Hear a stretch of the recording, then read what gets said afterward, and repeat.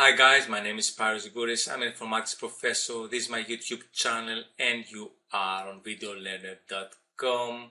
We do some lessons about computer networks and today we're going to talk about media access control addresses, MAC addresses and Ethernet frame structure. Each node on an Ethernet network has a physical address or a hardware address. So we have a LAN and we have these addresses to uniquely recognize it throughout the network. So each computer has an adapter and through this adapter we have a unique address and we can recognize every node in our LAN. This is the structure of MAC address. Also referred to as media access control MAC address. It is a 48-bit binary number and is written in hexadecimal arithmetic as 6 two-digit hexadecimal numbers separated by dashes in Windows or with dots in Unix or Linux. One such address is 74EA3ACD0640. On a computer equipped with an adapter network card, the MAC address is a feature of the network card and sometimes written on it by the manufacturer. It can be found with an appropriate operating system command, ipconfig/all in Windows or ifconfig in Linux. Here it is with ipconfig/all. We can see the physical address. Here it is. Okay. Now, nodes of an Ethernet network exchange data information which they encapsulate in packages.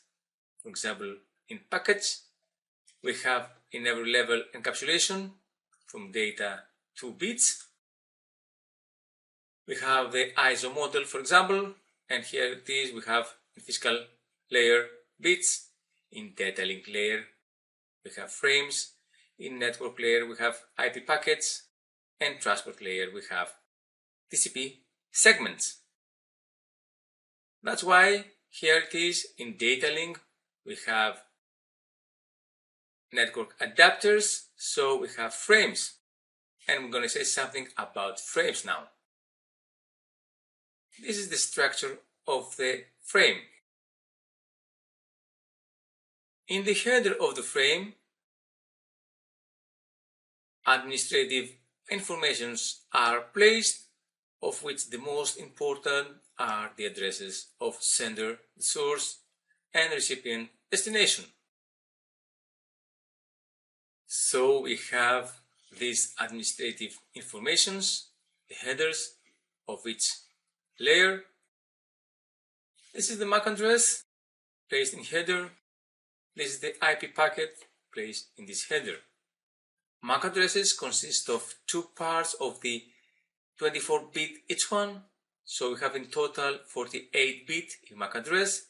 The first part, which is called OUI, Organizational Unique Identifier, is administered by Institute of Electrical and Electronic Engineers, well known as IEEE, and is available exclusively to the hardware manufacturer. So we have IEEE and we give administration to manufacturer. Now the second part identifies the hardware manufacturer on his own responsibility. So we have the manufacturer who produce network cards and we give some names as a number.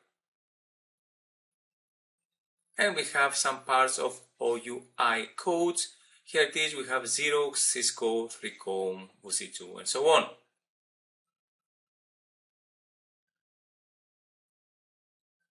In the first part, two digits are of particular importance. For example, we have this MAC address and two digits 88. We make it in binary. So we have two digits in particular importance. This is 1 byte. And we have the M bit and the X bit. We want to talk about it later. The figure below shows the structure of a MAC address on Ethernet. So we have this MAC address. Note that the most important byte, MSB-Most significant byte, is sent to Ethernet first, so we're going to send this byte first, but we have in bytes some bits. For each byte, the least significant bit, LSB, we're going to send first. So we're going to send first B0 and after that B1. This way of sending is called Little Indian at the byte level. Thus, when transmitting digits of an Ethernet address, they will be sent at the byte level. So first MS byte, next this one, and so on. For our example, 74, we're going to write it as bit. Here it is. And first one, we're going to send the LSB, so 0. Here it is. But in the reverse order, so first LSB, first B0, after that B1, and so on. These first two bits, which are essentially B0 and B1 of the address MSB, are of particular importance. So we have B0 and B1. The first, B0, is the M multicast bit or individual or group bit. When this one, it means that the address refers to many recipients. Okay, is multicast, otherwise it concerns a specific recipient. Here we have 0. The second, B1, is the X bit or UL, universal or local. When this one means that the address is locally managed, is assigned to a device by a network administrator, leaving the embedded address. Locally attributed addresses do not contain OUIs, so we don't have OUIs. Otherwise, when 0 is universally unique address, if we have B1 as 0. A special case is the address with all digits 1, so we have all F, which is the broadcast address. Frame with destination address all F regards to all nodes and is received by all who share the common shared medium. They belong to the same local network. In the case of a point-to-point switch, if we have a switch, for example, not router, it forwards the frames to all ports. Here it is. This is a switch and forward the frame to all ports in a switch. Now, Ethernet frame has a specific structure as shown below. We have a frame. We have to send it from one computer to another computer. To make it easier for the receiver to synchronize with the transmitter, so we have the same clock. Starts with preamble, 7 bytes of alternating aces and zeros, hexadecimal 55, and hexadecimal the 5 byte, which marks the start frame delimiter. So we start sending our useful data or informations. After that are the addresses of 6 bytes each. First, destination address, MAC address, so that the recipient can be activated in timely manner. And then sender's address, source MAC address. Then the 2 bytes field type or data length.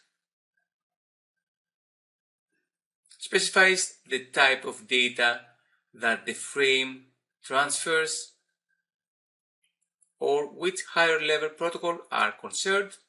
We are going to talk about higher level protocols in the next video lessons. So if it has a value of less than 1500 bytes hexadecimal 5DC, then it indicates the length of the data it carries. At the end, it includes 4 bytes, the frame check sequence according to CRC32 algorithm. so that it can be identified by the recipient any error occurs during transmission. After the end of the frame, there is 96-bit pause period to allow the receiver circuits to process the received frame and be ready to receive the next frame. This is called inter-packet gap, IPG, and the length of the data payload of the frame load can reach from 46 to 1500 bytes, and it's called MTU, maximum transmission unit. It is the requirement of the standard overall frame size not be less than 64 bytes, 18 bytes in header and 46 in load. If it happens to be smaller, then it is usually filled with zeros. This is called padding to reach the minimum length. And we finish this video lesson about MAC addresses and Ethernet frame structure. Thank you for watching us from Spyro Securities and videolearner.com. Bye bye.